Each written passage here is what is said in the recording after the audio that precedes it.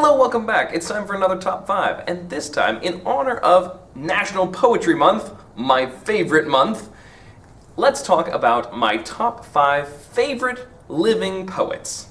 Poets who are still working. There's a lot of wonderful poetry out there, and then there's a lot of poetry that's just okay. And there's bad poetry too. Okay, I'll go ahead and admit it. But when you stumble across something that you really love and can't get enough of, it's so exciting.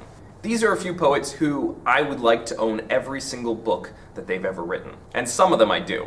Starting in at number 5 is former poet laureate Louise Gluck. I just recently discovered her. I found a book of her poetry at a used bookstore and started reading it, and it's so wonderful. It's called The Wild Iris, and this mixture of gardening and spirituality, which is very strange but deeply moving.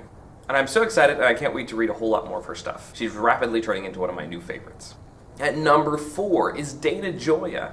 Joya is a poet who I actually saw at an academic conference and got to chat with him and got to hear parts of his opera. Afterwards, I began to look at some of his stuff, and it's absolutely fantastic. He not only writes wonderful poetry, but he also writes wonderful things about poetry. Highly recommend him. At number 3 is another new favorite for me. I'd often heard the name Nikki Giovanni before, but it was only recently that I started reading her work, and wow, it's extremely powerful. If you're the kind of person who likes performance and slam poetry, her poetry sounds a lot like that. I recently read her book, The Women and the Men, and it was absolutely wonderful, and I really just want to buy all of her books and read them all. At number 2 is a poet who I've loved for a very, very long time, and one that I always go to when I'm trying to introduce people to poetry. If I have someone who thinks he or she doesn't like poetry, I usually give him Billy Collins. Billy Collins is so much fun, so enjoyable to read, really a pleasure, and really everyone gets something from Collins. There's nothing stuffy or stuck up or hard about him. His poetry is delightful and funny and entertaining, but also deeply sad and moving at times. Plus, there was that one time that I got to hang out with him with my friend Andrea Zahler, and it was amazing. Andrew was actually the person who introduced me to Billy Collins, so it was super cool that we all met up and got to meet him. But my very favorite current poet who I love to read is Jane Hirschfeld.